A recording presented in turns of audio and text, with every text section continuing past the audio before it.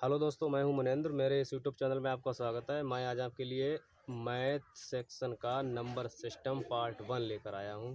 इसमें कुछ basic knowledge बताऊंगा, जो कि इसमें नंबर सिस्टम में प्राकृतिक संख्या वगैरह हैं और पूर्ण संख्या हैं, और इसमें मैं क्रम बाई क्रम ऐसे ही बताऊँगा, टॉपिक बाई टॉपिक। तो इसमें प्राकृतिक संख्या है, पूर्ण संख्या है, सम संख्या है, विषम संख्याएँ हैं, ऐसे तमाम तरह की संख्या है वो बताऊंगा। तो मैं ये देख चुके होंगे आप, वाइट बोर्ड पर लिखा हुआ है संख्या और संख्या पद्धति। तो इसमें बताऊंगा। तो इसमें ये क्या होता है, संख्या हमारी 0 से 1 से स्टार्ट होती है। गिनती जो दार्शनिक प्रणाली से बोलते हैं, दार्शनिक प्रणाली इन्हीं संकेतों का प्रयोग किया जाता है। हमारी संख्या पद्धति अथवा दार्शनिक प्रणाली से इन्हीं 10 अंकों की संख्या होती है। वो अगर वही हमारे जो अंक कौन कौन से होते हैं हमारे अंक, दोस्तों अंक मैं आपको बताऊंगा। अंक यहाँ से 0 से स्टार्ट कीजिए। 0, फिर 1, फिर 2, फिर 3, फिर 4, फिर 5, फिर 6, फिर 6 के उसके बाद 7, 7 के बाद 8, 8 के बाद 9। ये दार्शनिक प्रणाली इसलिए बोली जाती है, ये मेरे अंक यहाँ से लेकर यहाँ तक 10 अंक होते हैं टोटल। ये देखा होगा दोस्तों आपने मोबाइल फ़ोन में, इन्हीं अंकों से प्रत्येक संख्या बनाई जाती है। इन्हीं अंकों का संख्या पद्धति में तरह तरह से रोल प्ले होता है। यही दार्शनिक संख्या होती है। और दोस्तों इसी में प्राकृतिक संख्या होती हैं। इसी में बताऊंगा मैं प्राकृतिक संख्या कौन कौन सी होती हैं। पहले जो 1 से लेकर 9 संख्या थी, 1 से लेकर 9 संख्याएँ थी। तो उसके बाद में एक चीज़ और इम्पोर्टेंट है इसमें, जीरो का आविष्कार भारत में ही हुआ था। तो जीरो का आविष्कार होने के बाद तब ये पूर्ण संख्याएँ बनी। अब ये मेरी सब लिखी हुई हैं, ये 0 से स्टार्ट की जाए तो ये होती हैं पूर्ण संख्याएँ। पूर्ण संख्या ये मेरी होती है पूर्ण संख्या। 0 से 0, 1, 2, 3, 4, 5, 6, 7 ये करते रहो, इनफाइनाइट तक होती है। मतलब कि 0 से स्टार्ट करो कुल मिला के, तो ये पूर्ण संख्या होती है।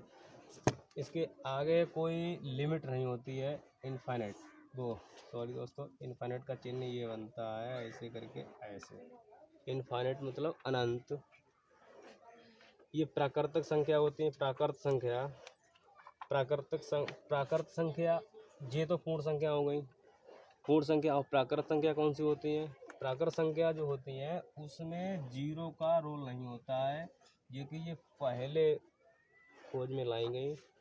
उन्हें प्राकृतिक संख्या, उसका नाम क्या, पूर्ण संख्या। ये वाली तो पूर्ण संख्याएं हैं। और जो प्राकृतिक संख्या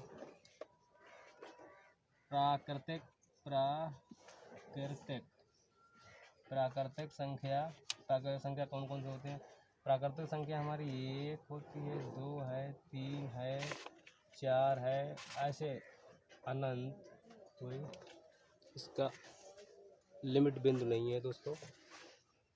ये तो हमारी वो हो गई, ये हमारी पूर्ण संख्या ऊपर वाली। नीचे वाली संख्या प्राकृतिक संख्या होंगी। और इसके बाद दोस्तों फिर आया पूर्ण, फिर पहले नंबर ये था, ये एक नंबर थे, दूसरे इसके बाद ये। तो फिर इसके बाद दोस्तों और इसमें एक चीज़ और है, इसमें अगर क्वेश्चन पूछा जाए पूर्ण संख्या में सबसे छोटी संख्या कौन सी है, तो सबसे छोटी संख्या इसमें कौन सी होगी? सबसे छोटी संख्या कौन सी होगी? सबसे छोटी संख्या होगी 0 पूर्ण संख्या में। ये चीज़ बहुत विशेष ध्यान देने वाली बात है। और प्राकृतिक संख्या में पूछी जाए तो सबसे छोटी कौन सी होगी? सबसे सबसे छोटी 0 होगी। और इसमें बड़ी पूछी है तो बड़ी का इसमें कोई रोल नहीं होता, बड़ी तो इनफाइनाइट होती है, कोई पता नहीं, एक से आगे, एक के आगे एक होती है। तो मेरी छोटी संख्या का तो रोल होता है, छोटी यही होती है, और बड़ी इनफाइनाइट होती है। फिर इसके बाद दोस्तों सम संख्याएं। सम संख्याएं कौन कौन सी होती हैं? सम संख्याएं दोस्तों इसके बाद होती है सम संख्या। सम संख्या दोस्तों कौन कौन सी होती हैं? सम जो वो संख्याएं होती हैं जो एक मतलब कि जो खुद से कट जाए, खुद से कटने के बाद और एक से कट जाए, मतलब कि वो तो और फिर कटने के बाद फिर तीसरी संख्या से कट जाए। जैसे कि माना 4 देख रहा हूँ, 4 होती हैं, 4 ये हैं, 4 ये कितनी बार कटेगा? एक तो 1 गुणा 4 ऐसे कटेगा। एक तो होगा 4 गुणा 1, एक तो होगा 2 गुणा 4। इसका मतलब ये सम संख्या है। कहने का मतलब ये है कि ये संख्याएं 2 से अधिक बार कट सकती हैं, तो उन्हें सम संख्या कहते हैं। तो सम संख्याएं दोस्तों कौन सी होंगी? सम संख्याएं 2 हो गई, फिर 4 हो गई, फिर 6 हो गई, फिर 8 हो गई, फिर 10 हो गई, ऐसे करके आगे तक चलती रहेगी। और दोस्तों विषम संख्याओं की बात आई। अब इसके बाद विषम संख्याएं। विषम संख्या कौन कौन सी होती हैं? ये रहा विषम संख्या। विषम संख्या। विषम संख्या कौन सी रही? मैंने इसमें बताया था कि 4 जो है 3 बार कट जाता है। तो विषम संख्याएं जो हैं खुद से कटेंगी और एक बार में कटेंगी। जैसे कि मान लिया मैंने 3 लिया, 3 की बात की जाए तो 3 मेरा जो है 2 से तीसरी बार नहीं कटेगा। 1 गुणा 3 काट सकते हैं, 3 गुणा 1 काट सकते हैं। मतलब कि ये जो है 2 से तीसरी बार नहीं कटेगा, इसलिए ये विषम संख्या होती है। जैसे विषम संख्या की बात की जाए तो 1, उसके बाद 3, 3 की बाद 5, 5 की बाद 7, 7 की बाद 9, 9 के बाद ऐसे बढ़ते रहेंगे, अनंत तक चलेंगी। सॉरी दोस्तों, एक जगह पर गलती हो गई मेरी। ये रहा यहाँ पर 2 चौक 8 हो जाएगा, यहाँ से 2 दूनी 4 हो गए। इसी प्रकार ये रहा, इसी प्रकार ये रहा। दोस्तों मैं छोटे छोटे पार्ट में वीडियो लाऊंगा, जिससे कि आप लोग अच्छी तरह से देख सकें और समझ सकें पार्ट बाय पार्ट।